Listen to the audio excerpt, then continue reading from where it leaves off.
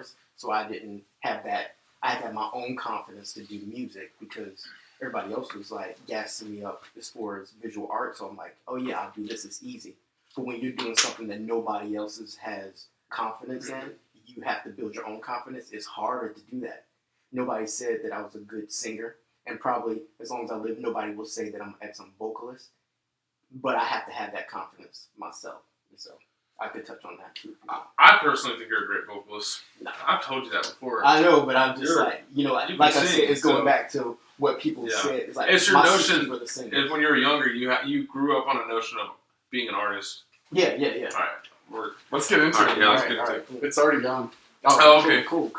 All right, well, welcome to the 7th episode of Reconsidered, right? Yeah, absolutely. My name is Riley. I'm Ethan. And today we have our guest on, Malvin.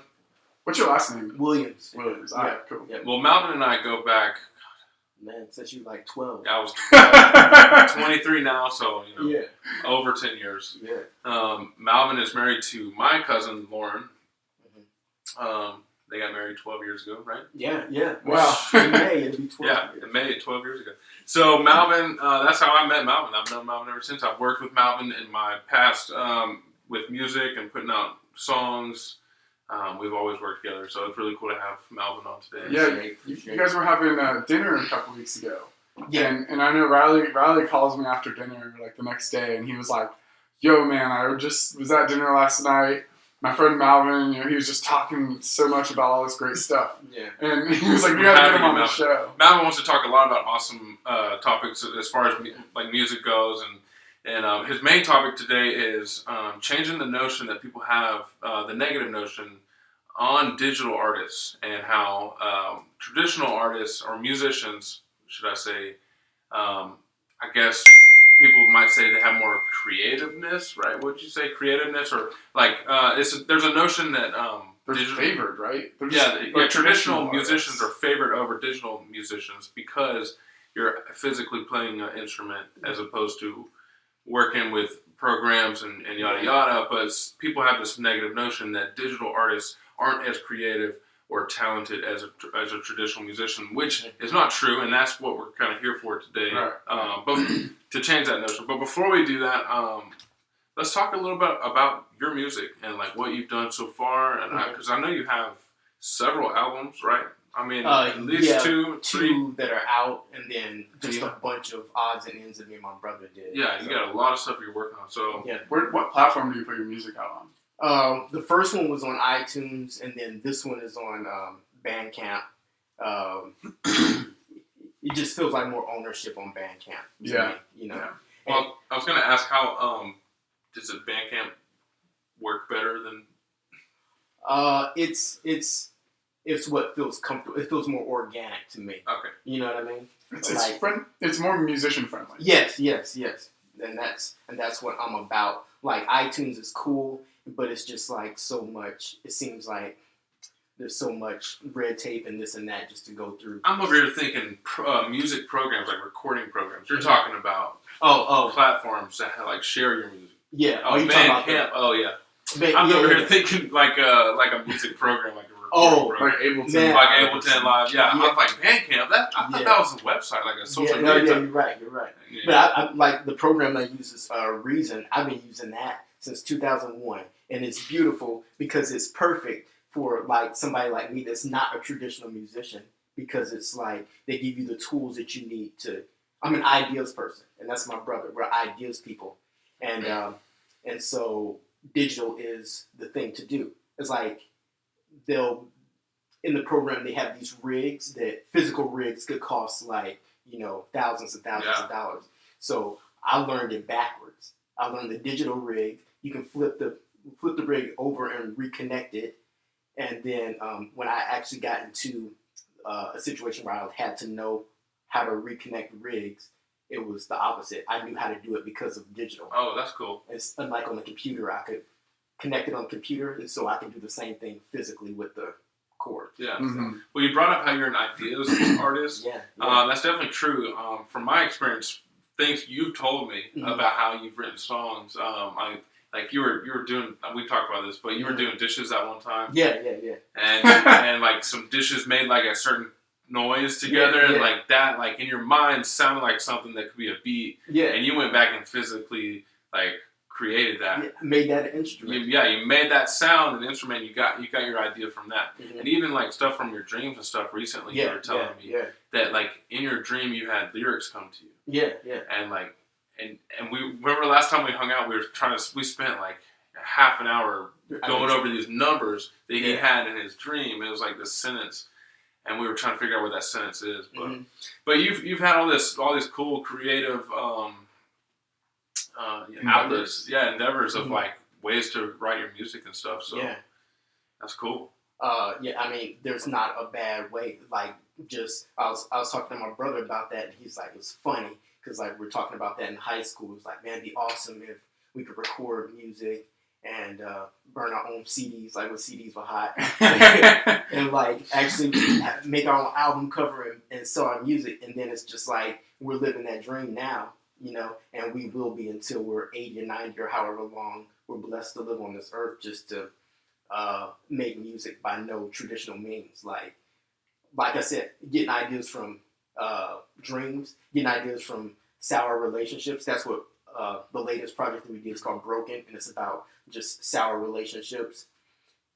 Relationships that went bad, and I learned from them, and just, you know, situations, and I write about feelings that morph into something. Which is really awesome, because me being a musician, it's hard for me to think that way. Mm-hmm. I definitely have my own ways of creative outlets, but like, you have this way about writing songs. It inspires me for sure, because it's just definitely an awesome way to think about how you write music. So, well, we were talking about that when we were just like an abstract idea of a painting of a field with a tree, and then there's a house in the background. I was talking to Riley. I was like, it's not, when I write, it's not about the house, it's not about the hill, it's not about the tree. It's a detail of that tree. And over, like, if I do 80 albums, it will finally make that whole picture of that tree, that field, and that house. But right now, I'm working on that a leaf. detail. I'm working on that leaf. You know what I mean? It's just like that detail, and that's how I think about it when I write. That is really cool. And that's, so there's this thing where like the idea of an album as a piece of art has been lost in like mainstream, right? And there's definitely people who are definitely creating albums. I think Chance the Rapper, Childish Gambino, all of those guys, they're really focused on like something that's a cohesive piece of art. But it sounds like you're taking it to the next level. Like you said, just one album could just be that tree, and like a song is just one of those leaves, you know? And all of your albums together create the whole painting. That's a really cool way to like think about it and to look at it and to create. And so I'm interested, like I want to follow your journey, right? Like start from the beginning and go through all of them and kind of see that whole painting. I think like layers are super important too. So I looked at this painting one time. An oil painting, you can see it so well because it's just layers on layers, right? So first they do like they'll do the sky, and then they do like mountains into it, and then like the trees on top of that. But like in each tree, there's layers on top of that. And I think that when you think about it, even with songs, like the way that they're developed, where there's a chorus and then a verse and then a chorus and a verse, and it's just all layered. And then people who really think about the progression in it. Like, I think a lot of rappers that have, like, they focus on, like, the number of bars. And they actually, like, create, like, it really is a poem. The way that, you know, like, haikus are, like, 5-7-5 or something. And then, like sonnets were, like, 7-7, like, 2 or something like that. Like, people have, like, a math method to the way that they create a piece of art. I think that's so cool. Like, you know, I wish we could see more of that, but at the same time, people do it in a way that you don't even notice that there's like a method to it. And I'm even trying to break that too. You know, like you said, a chorus, a verse, a chorus, a hook, and then da-da-da. And it's like, I was talking to my brother, he's like, man, you just had an idea. And like some of the songs that I did would be just like one verse, and that's it. You know what I mean? And it could be just like this whole vamping or using vocal manipulation and doing all this other stuff. I'm just like, boom, that's a song. Like Ty Segall, I don't know if you've heard of him, but that's what my brother said. He would like this guy because like all his songs aren't just like the traditional verse, chorus, But I noticed that it's like that, like especially a lot in rap music, because my brother took this instrumental rap album, Cage, and mixed it with a Jay-Z album. They have nothing to do. They didn't record ever together. He just mixed them together, and it follows that verse, chorus, verse, like 16 bars. And right. Then, it was crazy. But the one that he did, if you heard it for the first time, you would think that, oh, this is an original Jay-Z track because they married so well together. Yeah, Tyson Gall, his stuff, like he'll do like a verse and then have this like whole ending that's like 2 parts. Sometimes. Yeah. And it's always different, but that's a cool way to be different and to differentiate yourself as a modern musician too. So when do you think, I want to ask, when do you think like digital musicians kind of had their rise and started to become as common as traditional musicians? Man, I don't know. I haven't done like my music research on that. But it's, man, I don't know. Like I was actually thinking last night, the first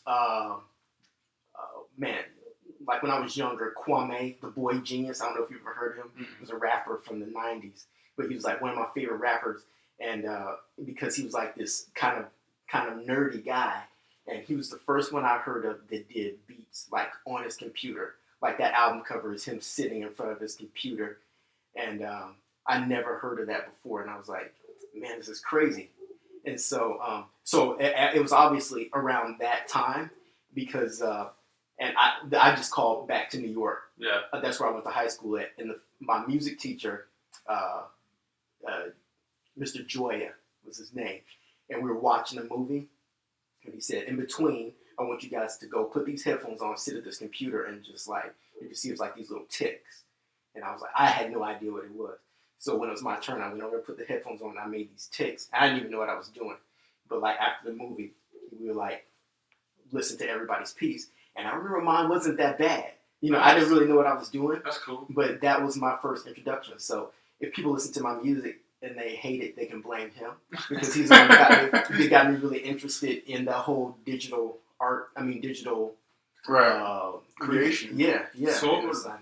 Like, go ahead. I was going to ask, like, okay, I don't fully understand how it's, so you were watching a movie and then you created these ticks. Yeah. Like, what, I don't get it. It's like now what I know of as, I don't even know what program it was, but it was like MIDI notes that you could move. You know, like if you have a MIDI, a keyboard, and I go in there, I can stretch. If I hit it on a certain note, I can stretch that note or I can shrink that note. But there are all these little just squares that you can move around. Right. And since it's a MIDI instrument, it can be, I can save that as a MIDI instrument, and I can give it to you on your computer, and you can change the sound. So if I'm using a piano, he can use a trumpet. You made like the MIDI, is that what it's called? Like you made a MIDI note, but like through just like a movie.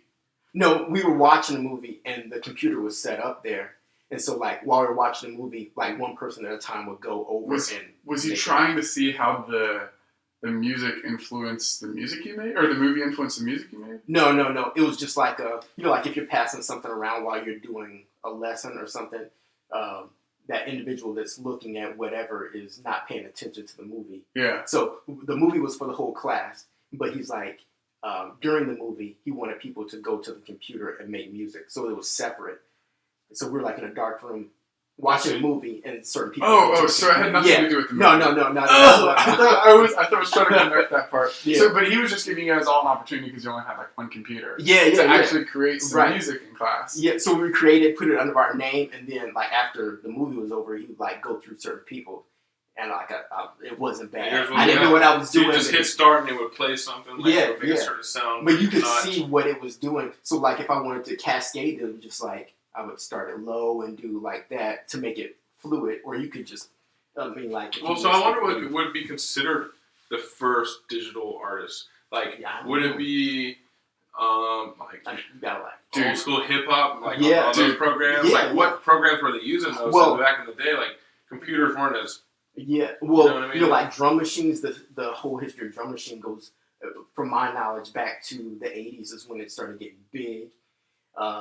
And then like producers like Marley Marl, he was like taking different drums, like maybe this is not what he did, but like if I have a Led Zeppelin thing and then I have I don't know, a Herbie Hancock record, and I want the snare from Herbie Hancock, but the kick from Led Zeppelin. He would take that kick, take that snare, and then marry them and make a whole different sound. Oh, sweet. Yeah, and so like that was one of my favorite producers back then too, because he was just like he changed the whole, in my opinion, changed sampling. Right. So that would be digital artistry. Yeah. I guess hip hop is. Hip hop is, Yeah. Because that's what you're doing now, just in a more modern way, obviously. Yeah. But you're still putting your own vocals on it, and you're like creating your vocals however you want it to. Yeah. And I've always told you, you're a fan of like using autotune and stuff like that. But I've always told you you should try it without it too. Dude, ever since the first time I heard somebody use autotune was Cher, and I was like, she made her voice sound like, I always wanted to see if you put a different tape and Teddy Ruxpin if he would. Yeah. And I was like, when she did that, I was like, man, she sounds like Teddy Ruxpin. I was like, I want to do that to my voice. But back then, I didn't even know. Like, when I learned about that whole experiment, how that auto-tune even came, I was just, like, intrigued by it. Yeah. Because it was a challenge to this guy, and he made it. And then when I heard her do that, I was like, I heard she do that to her voice. It was weird. You didn't know it auto-tune first. Yeah. It's okay. So it's like it's voice manipulation. Yeah. Kind of like, so I'm a digital artist in a way. Yeah. And I take images, like a random picture of anything. Like I can take a picture of your cat and make it look like a tree. Yeah. Or just like tiki torches and like all this stuff. Mm-hmm. And so it's like the way that I do that, and I manipulate images to make it something else. You can do that like music. Yeah. And like you said, varying two different styles. Yeah. Or taking a song and making a totally other song out of it. You can do that with your voice too. Yeah. Well, one thing that I've noticed over the years is you've created your own type of sound when it comes to like your music, and like the song that played at the beginning of this episode is one of your songs. Yeah. And that sound, like you created your own sound for sure. One thing I've noticed. Yeah. And it's just really awesome. Thank you. Yeah. You have your own like genre of. I don't know if it's hip hop. I guess it's considered like a hip hop, but like everything that I love. Yeah, it's you. That's your genre. Like the genre is you. It's like I have your brother. I have to make it my own, because like you think of you definitely have a rapper and a country artist and I don't know a different genre, and it's like, okay, who are they talking to? Like if I make a rap song, I'm talking to people usually that listen to rap music. If I'm making a country song, I'm talking to people that usually use rap music. I mean, listen to country music. But if I want to talk to everybody, then I have to add a lot of those elements and just sort of mesh them into each other to almost make a pop song, but not traditionally pop. Mm-hmm. That's cool. All right, so more than just like the way you created it, I'm interested. You just came out with an album, and I'm interested like what themes you were trying to communicate, because I know you said earlier that you like to use your music to communicate. Yeah. Your feelings or your thoughts or your dreams or whatever. Mm-hmm. And that's that is what an artist is, right? Yeah. It's if there's no message in your art, then it's just decoration. Right. No, I agree 100%. So I want to talk about like your most recent album. What's it called, and what is your message? Okay. So the album is called Broken, and it's about just relationships that went bad, whether it was a relationship like a boyfriend-girlfriend thing, or just a friendship that just went bad. My whole thing is communication and self-realization. And so, like once if I'm trying to give a message to somebody, I need to know where I am in life. And so I'm always asking that. For instance, like if me and Briley had a beef and we weren't talking to each other, I'd be like, wait a minute. The question I always ask is, am I the problem? You know what I mean? Mm-hmm. I ask myself if I'm the problem so I can figure out where I am. And then I go to him and I make that right. And so, like in my music, I'm trying to be as honest as I can and still communicate, because it's something that I'm going through. Somebody else is going through it too. Or that feeling that somebody else, they can relate to that feeling to make my message timeless. Like I was talking before, I don't like to talk about things that are fading, like fads. I don't like talk a lot of slang, in my music, except for like when I was talking about the word dope. I was like, man, dope is coming back. So it's like, for me, it never went anywhere. I always say dope. Yeah, it's like you kind of focus on your lyrics are more timeless. Yeah, like an Aerosmith, where Right. it's like Aerosmith had fans back then, and they still have younger fans now. Like there's probably a 12-year-old that will love an Aerosmith album from 12 years ago because they're talking about stuff that they're talking about the human emotion, and that never gets old. But if you're talking about Girls and money. yeah, or Facebook or Facebook, man, then Instagram. yeah, There's a lot it's of like, rap songs about Instagram. yeah, it's like it's gonna be like fading or whatever slang word people are using for body parts or drugs or whatever. It's like it doesn't mean anything That's anymore. been like people singing about MySpace. It's like Yeah, it's like MySpace. MySpace. Actually, there was You don't want to do that, right? There was Yeah. probably a lot of digital artists back in the day that really were founded because of MySpace. Oh, Yeah. I mean, MySpace definitely served its All purpose. the stuff out there. I mean, MySpace is like the reason that the like scene emo kind of like era existed. All the girls with the pink hair, purple hair that like came down over their face and really dark raccoon like That's so true. Yeah. Dude, That was MySpace. But but that was just one of those like dark corners of digital music. Maybe that's why some people have a negative notion of digital music because of stuff like that, right? Mm-hmm. But then they're not looking at like the other side of it, Right. where you can create something like you have no traditional background in music and like playing guitar or any of the like musical notes and stuff. But you have the tools and the access and the ability to create things that allow you to express in a way that you want to express, right?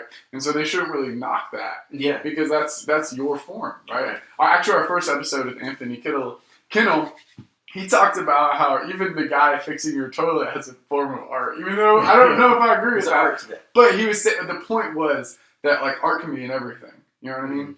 And I think like just because somebody is a traditional artist doesn't mean they should look down on digital art, because it's just a different way of expression, right? And it comes out the same because it's all music, right? But it doesn't make it any lesser because it's a different way that you created it. Right. And I like what you were saying before the episode, how like African drums, they just used what they had to create music with it. You know, they weren't learning about specific notes and like, quarter notes, eighth notes, whatever, 16th notes. They were just doing it from the heart, doing it from the soul, right? Their own soul, and I think that's what matters the most, right? And kind of connecting to like you said, the greater like the greater soul of everything. You were talking about that human emotion, how it never goes away. Like relationships, like we always need to better relationships. Like there's always somebody that we can have a better relationship with, that we need to have a better relationship with.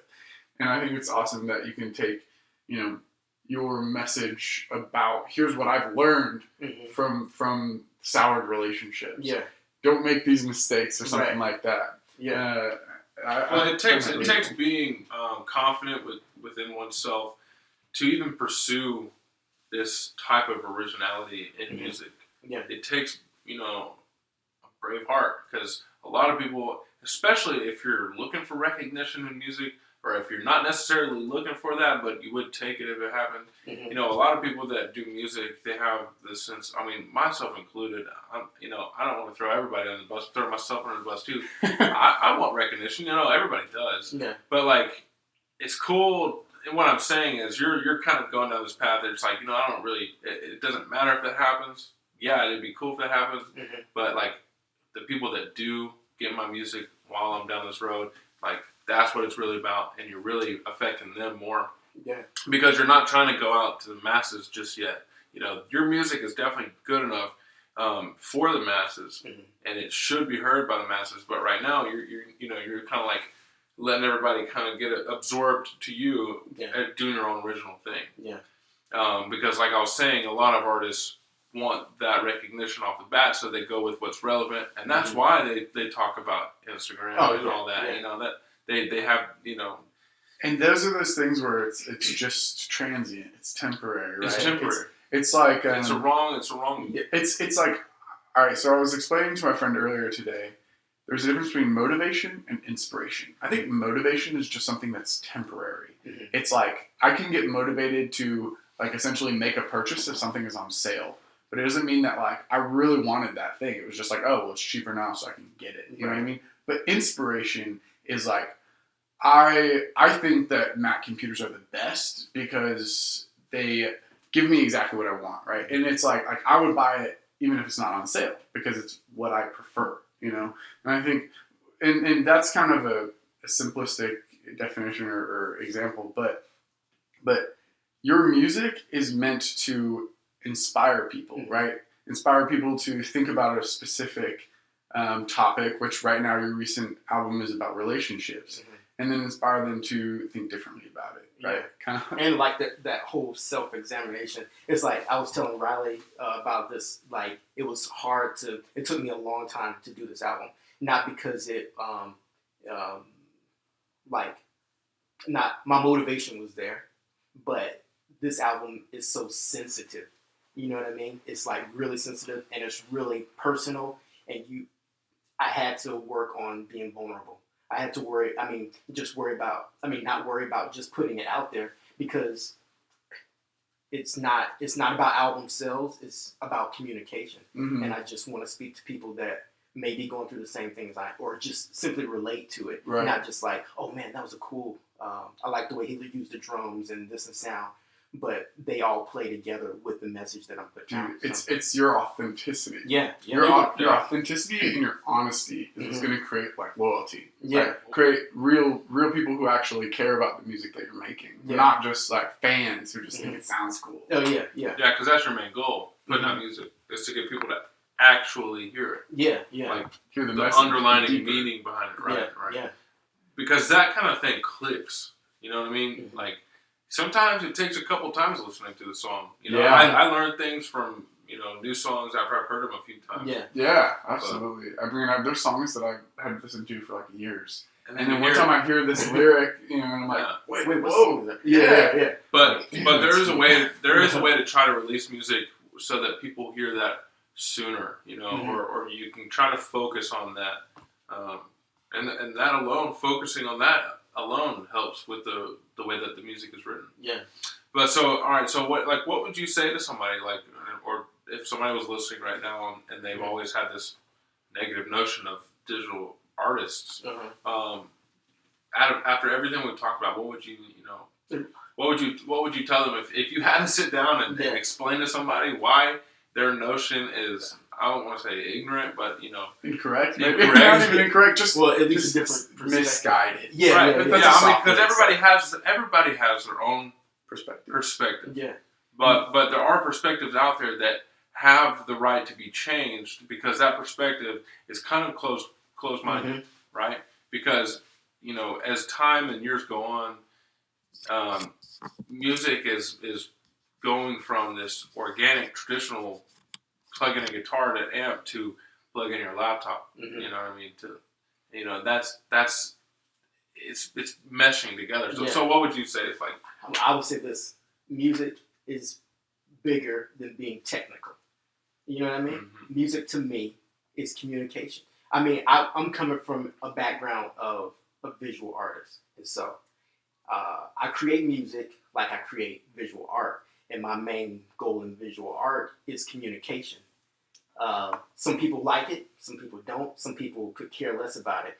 But whether it's visual or it's audio, for me, I'm going from that perspective that I'm trying to communicate with people. You know what I mean? I'm trying to make a difference and not care about, like I said, an 8th note or a 16th note or a verse, a chorus, and a verse. Like, I have a bigger... Socially, I have a bigger responsibility than just technical stuff because I don't have any traditional training. I know what I like. I know a little bit about the technical stuff, but that's not my main goal. My main goal is not record sales. It's not this and that. It's communication. And that being your goal is a much more meaningful goal. Yeah, like we've already said, it's much more meaningful. So for somebody to not get that. I mean, just listen to what Malvin just said, so that you can understand that, because then that might even turn you into more of a better musician or change your,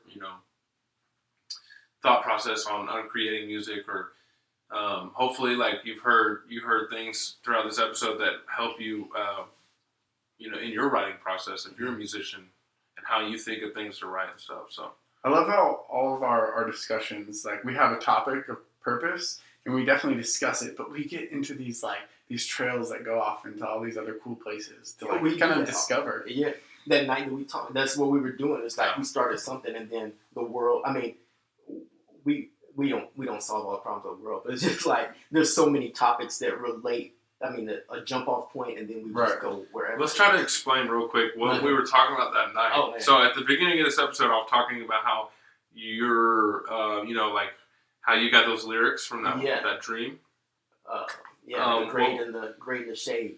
Yeah. So what was that one about the numbers though? Like, oh man, I have it in my phone. So there was a lyric. He had a lyric come to mind like right when he woke up. Mm-hmm. And then, but there was like numbers involved. He's about to say the. Well, it was two separate dreams. So far lately, in the last 3 months, I've had dreams that I'm just like, okay, this means something. Right. The one that Riley and I were talking about, right when I woke up. Oh yeah. When I woke up, I said 13 hours, 1,500 and a half minutes, and we were like, we spent so much time trying to figure this out, and I'm like, I'm not a mathematician by any means. Mm-hmm. And for me to say that in my dream and to write that down, it was weird. So we did 13 hours. We divided it so many times. 13 hours. We kind of did some math to it. Yeah. And like it started, I'll let you explain it better. Okay. But like when we started like adding and subtracting 13 hours from 1,500 and a half minutes, we started getting like his age. And we started getting like. It was. What was the month was the month that he had.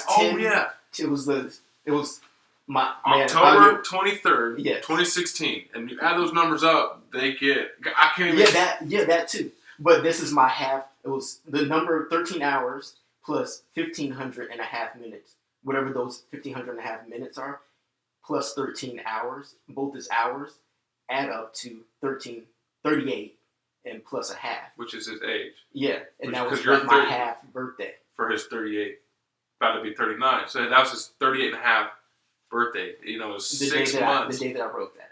Whoa. Yeah, the day that he wrote that. We were tripping out. Right. Figuring this out. Plus, what was it, 10? People listening right now are like, wait, hold on. Wait. 10 plus 12 plus 16 was 38, isn't it?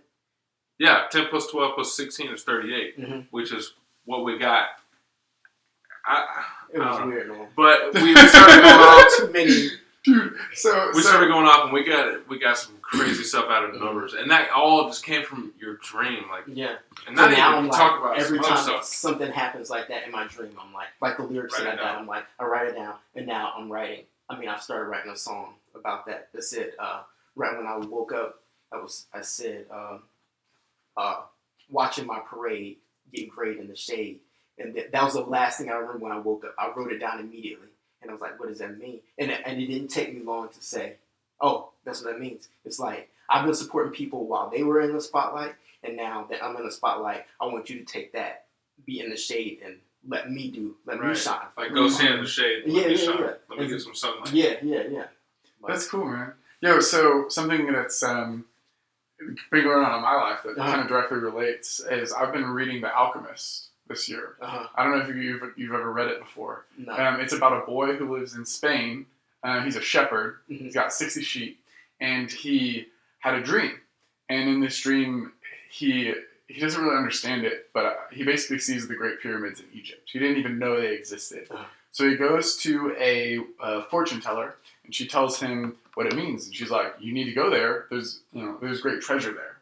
So then he goes through this process. And he crosses the Strait of Gibraltar into Morocco, and then he ends up being there for a year with a crystal merchant, and then he's traveling across the desert, and he stops in an oasis and meets this beautiful woman, and that's where I'm at. He hasn't gotten to the treasure yet at the pyramids, but I think what happens at the end, it's really just about the journey and not the destination kind of thing. And he learns all this stuff, but there's so many nuggets of great things in here, and all of it started because of a dream, right? And so after he talked to the fortune teller first, I mentioned this part, he meets a great king.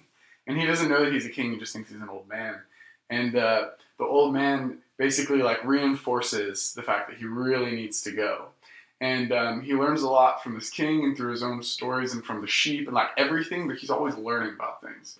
And one of the biggest things he learns is about like the soul of the world, right? Like the entire earth and all of the living things and even the stones and the sand and the crystal and the rocks and the trees, they're all really connected. And there's like these glimpses into the soul of the world in moments when people kind of, it could be at any moment. Like literally you could like turn around too quickly and like see something and it just like gives you like a hint. And he like talks about omens and how the soul of the world is trying to communicate with you as to what your own personal legend is, what your own personal like purpose is in life. And it's really cool because he says when you know what your personal legend is and you start pursuing it, everything in the world, the entire universe conspires to help you reach that goal. And so what I'm trying to get at is like, I think that with you, those dreams, right? And those things that you're trying to communicate, they all come from something bigger than just like yourself. Oh yeah. Yeah. And that's what's so cool to me about art and music. And music is a really easy way to communicate versus a piece of visual art, which it's harder for them because it's more abstract. But it's a great way just to communicate your piece of what you understand from the soul of the universe, soul of the world, to the rest of us. Oh yeah. Right? Because actually the boy, he has a vision. He goes out in the desert while he's at this oasis. And the oasis are supposed to be neutral ground where nobody can attack. But he has this dream that it's going to get attacked. And so then he goes and he asks his guide in the desert if he should tell the chieftains. And they're like, well, actually you should, because even though they're the chiefs, they understand the ways of the desert. And they'll probably believe you and do something about it. And they do. And I haven't gotten to whether or not they attack yet, but I think that they do. You know what I mean? So it's really cool that like, yes, it's just a story, but the guy actually, Paulo Coelho is the author, and he's been on his own pilgrimage, and like, it's in a way it's a novel, but it's also an autobiography, and kind of like all the things that he's learned in his life, and he's just written it in a way that's really easy to understand, like a really intriguing story. And like, if you want to get into reading, I would suggest starting with that book. Okay. If you want to get into personal development, read that book. Don't read anything nonfiction yet, because it's about kind of like finding your own path and staying true to it. And it gives you this like innate sense of like subtle confidence, I think. Yeah. And it's not like confidence in like, oh, I'm the best, I can do everything. It's this subtle confidence of like, if I focus on doing what I need to do, the rest of the universe will come together and make like the circumstances that are necessary to happen, to support that goal, it will happen. Yeah. Right? And I think it's like this issue that people, they always focus on like, why it won't go right. But if they just start doing it, then everything will go right. If they stop thinking, about all the negative, right? And they just, like you said with your music, right? You're not focused on what everybody else is really thinking about it. You're just trying to be authentic and honest and communicate something that you think is important. And I think that's really cool. I was talking about that earlier. I mean, what we were talking about earlier is like, when I was growing up, my mom said, oh, the boys are artists and the girls are musicians. And nobody told me that I was a musician. I had to go out and do that myself. I had to have that confidence that I was. I didn't even consider myself a musician until the other night when we were talking.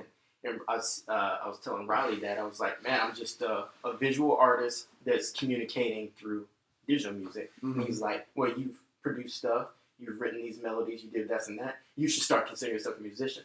So from that point on, I'm like, okay, yeah, I'm a musician. I'm glad you did. Man, dude. Because you are. Yeah. You are. Yeah. Like I said, you produce your own music. You write your own lyrics. You come up with the music. That's music. That's being a musician. Yeah. That's right. And I'm glad that you consider yourself a musician because you're a damn good one, man. I appreciate that.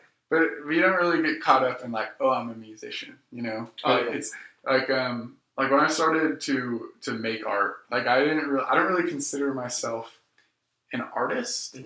I always just said that I just do art or like I make art for fun, And that's where it really kind of came for me, I said, like, if somebody says, oh, when did you know you were an artist?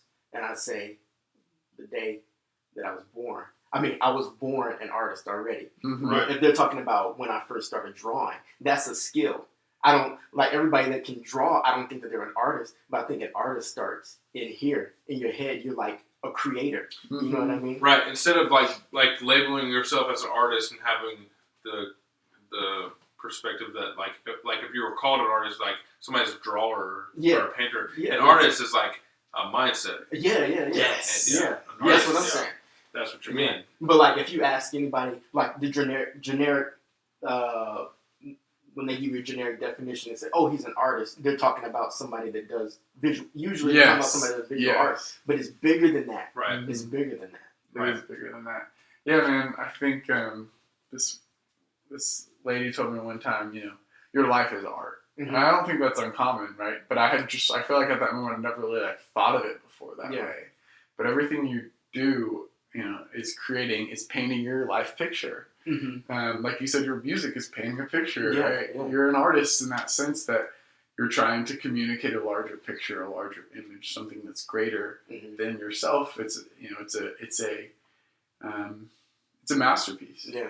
Right? Well, when you work towards something in your mind, like it's not just a saying; it's like an actual thing. Like if you put your mind to it, right, do something, then the circumstances unfold because that's just the way life is and the way life works. Mm-hmm. And a lot of people go through life not seeing that. And I was having a discussion with a friend the other day about how easy it is to think negatively than it is to think positively. And we're going to have a whole episode about that in the future. But like, it's much easier to be negative than it is to be positive. And that's the challenge of life, is being positive.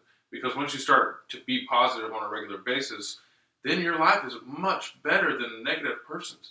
And if only those two people could see that, right. If only those two people could have a TV screen in front of them and somebody somehow made a movie to explain that, and how that person has spent half of their life being negative, and that's why they're in a worse off situation than the person that is positive on a regular basis. Right. It's not that having a positive mindset will change your life and make it better. Right. But that's where it starts. That's where it starts. Right. Because somebody who has a positive mindset much longer than the person with a negative mindset is, in a better mindset and in a better spot in their life. Yeah. And when you're in a better mindset, you have more energy, you have more happiness, and people gravitate towards you. They want to spend more time people with see you. that.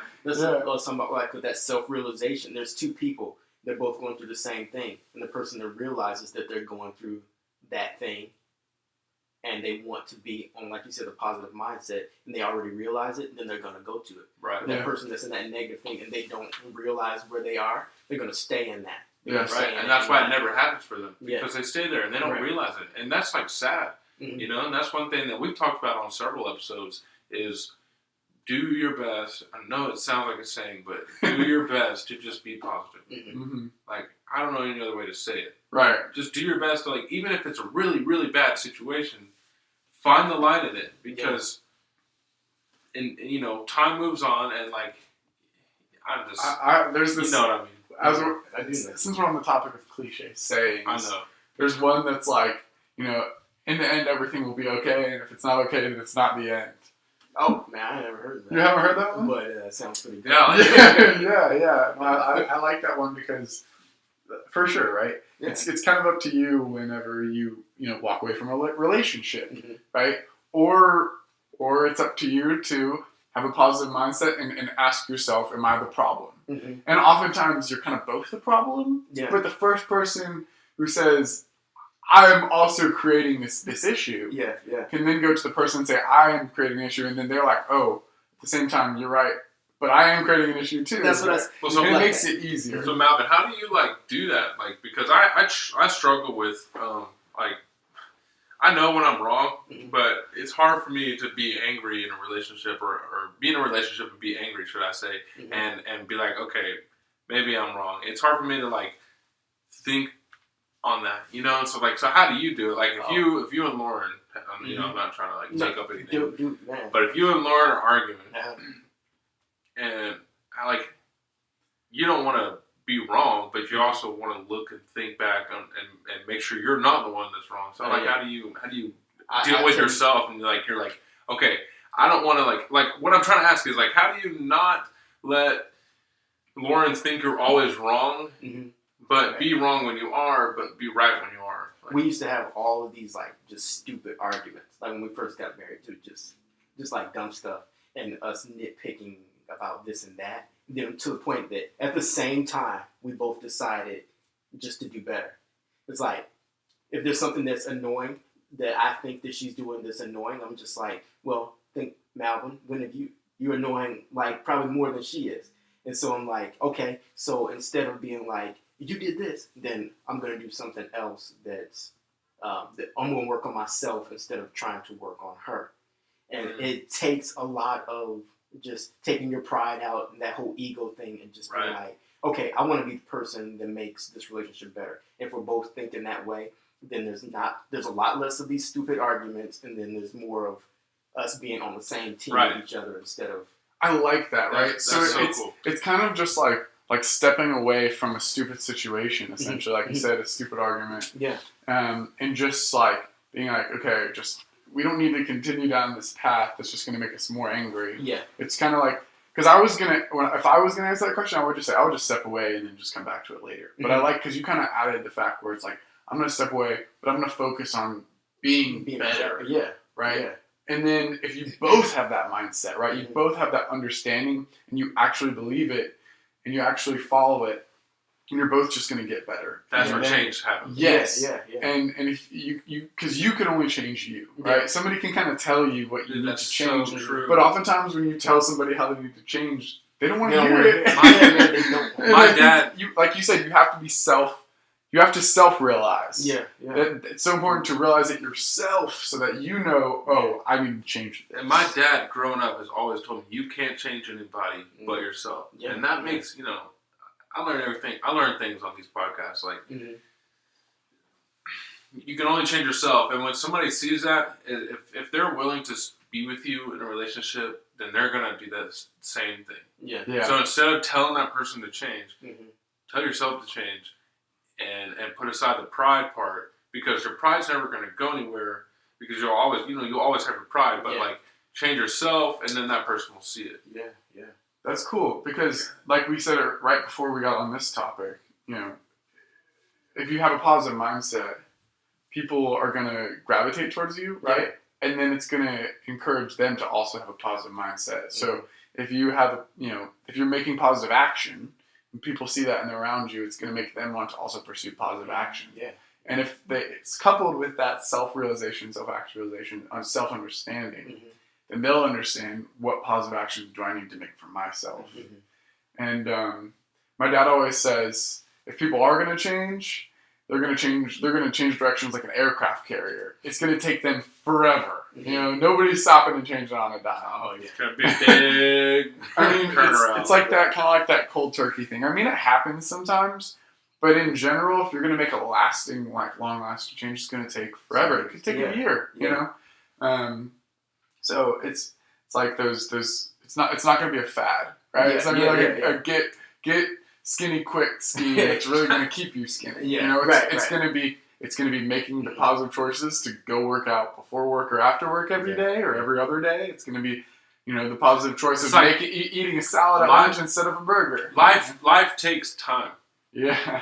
I saw that quote the other day with my buddy Christian on his SoundCloud. Like, I think he was in Savannah or something, and he saw, on a boardwalk or something, somebody, maybe pressure washed into the concrete or did something, but, it's permanently there in the concrete. It says life takes time. And that's so cool to me because that ties in with what we're talking about right now, making those decisions and how, you can't just do something like that and expect it to stay that way. The only thing that can do that is flatlining. You know what I mean? You have to... Then that's when it's... that's when it's done. Yeah, you know that's what I mean? I was in a class one time, they were talking about that, mistakes that people made. They're like, I should have said this to this person, but now it's too late. I'm like, no, it's not too late. It's only too late when you're not breathing anymore. Because even the mistakes that I'm making right now, I make that mistake and somebody's like, man, I can't believe you did that. So how do I make that right? I'm like, I handled this the wrong way. And so now I'm showing you that I made that mistake. I'm telling you that I made that mistake and I'm correcting it. Right. And that's how it's not too late. Right. Yeah. It's such a valuable such a valuable quality. And in my job, I study a lot about hiring managers and how they hire people. And I was talking to this one guy, and he said one of the most valuable traits of a sales development rep, the position that I train candidates for and place them, is coachability, right? And I think that's in any job, you got to be coachable. You can't walk in and be like, oh, I know everything. I went to college and I have a degree in medicine, so I'm going to be the best doctor. You have to walk in and be like, I don't know anything. And one of the ways that he tests for coachability is that he says, okay, call me and pitch our product or something like that if it's for a sales role. And it doesn't matter how good or how bad they do. He gives them advice, right? He coaches them. He says, here's what you should do to make it better. He says, now hang up and call me back again, do it again. Wow. And if they change the way they approached it, then he'll hire them. Okay. It doesn't matter how bad it was, because he knows that they'll take the advice and they'll actually change, right? Yeah. They're coachable. That's how you prove coachability. Oh, and so, because some people are stubborn and they don't want to be told they don't know. There's a lot of wise people who say don't hire based on skills, hire based on attitude, or hire based on and if somebody's really like internally motivated, or hire based on just like personality. Personality. Culture better over skills. Because you can always teach skills. People can always learn, right? But you can't always change something. You can't change somebody. You can't teach a good personality. You can't teach somebody to have a good personality, because you can't change people. Your personality can get better, right? And I think for everybody, it changes day to day. It's moods, right? Oh, yeah. But just in general, over time, I think you can have a better personality just by being more positive, right? And so, it's one of those things where we talked about again. You have to self-realize that you've got to be more positive. Right? You can teach somebody a skill. You can't teach somebody to be positive. Right. Right. I mean, you can talk to them about it, kind of like we're doing now. Be that example. Right. But I love how all of our episodes. Being that example by doing it yourself. Yeah. Because it's not like you're sitting somebody down saying, "Hey, do this." Mm-hmm. It's like, "Hey, watch me do it." Yeah. And then you'll see for yourself. Like, you don't have to do it if you don't want to, but watch my life and watch things that I'm doing, and even if I'm down in the dirt and I'm not having a bad week, I'm gonna flip this around and have a good week. Right. I love how all of our episodes end up talking about personal development, personal growth. Sometimes. But it's still. I mean, it's awesome because that's what I write. I mean, that's my motivation for writing. That's my whole motivation for making music, is the whole personal development type thing. I told my brother, like, who cares? We have made.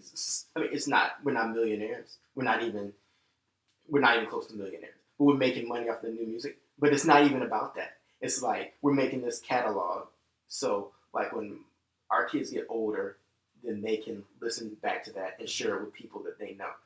That's so cool. We're just making a catalog right now, and if we get paid off of it, that's cool. But that's not our whole thing. Our whole thing is to change how people are. It's for the archives. Yeah. It's for the future. Like, I still have something to say. Like I say, I go back to the Aerosmith thing. Is like they're talking about relationships, how they feel about this, and so like now, 50 years from now, my music will still be relevant because I'm not talking about this.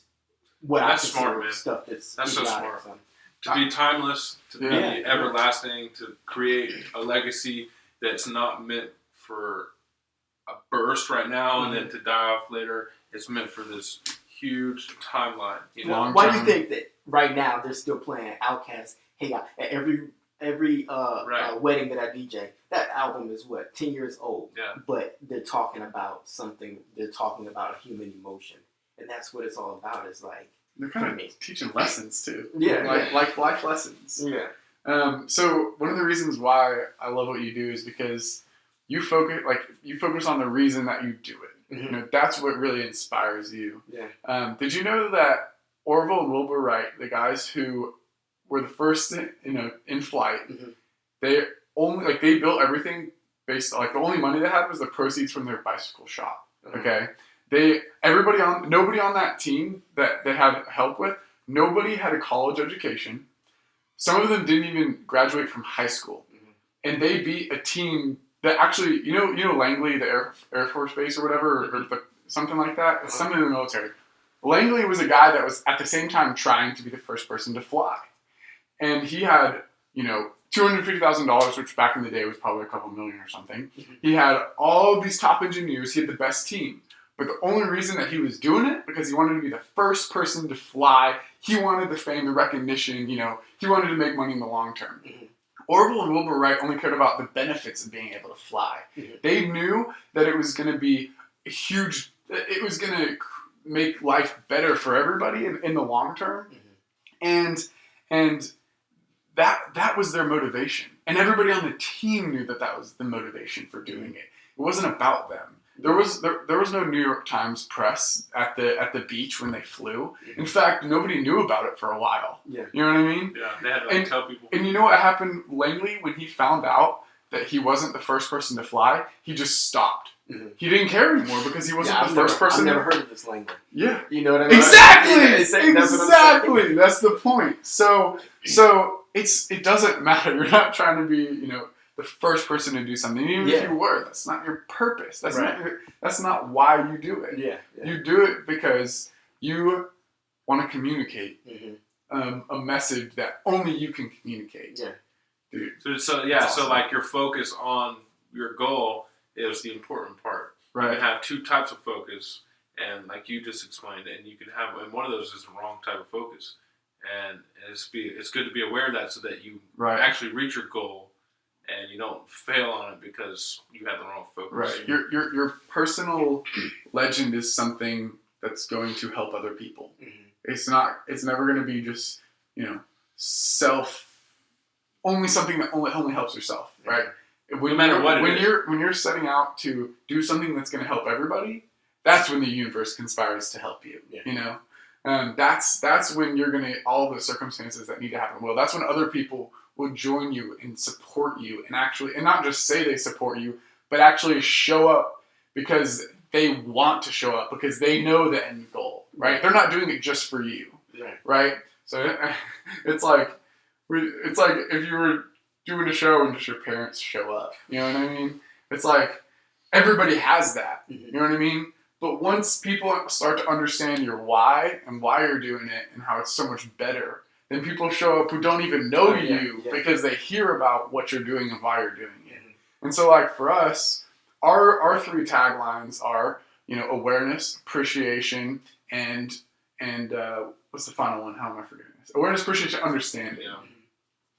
And like my main thing when Riley came to me was like, I want to start a podcast. I was like, okay, well, whatever it is, I want it to be valuable to people. I want them to be able to learn something, to take something away that positively influences their life. And that's why like every episode we have goes back to talking about personal development or personal growth and giving tips and tricks and just really ideas does that every help time. support that. Every episode, we just unintentionally get onto this subject. Yeah. Yeah. It's awesome. Yeah, I love, and also everything that goes on in our life directly relates to a lot of the things that we end up talking about. And it's cool that we can share these, short little stories about things that are going on that are related directly. Yeah. Because you notice how like we didn't even talk only about the main topic. We talked about other things too. Yeah. They all seem to. I mean, there's so many things that are connected that you don't even realize. It's like, man, it's just everything. The reason that happens is because everything is connected in a way. It's like, what's your motivations for doing music? Well, and then it just snowballs into. That's how we snowball effect. When we were talking that night, and we started with one topic. We were talking in a room.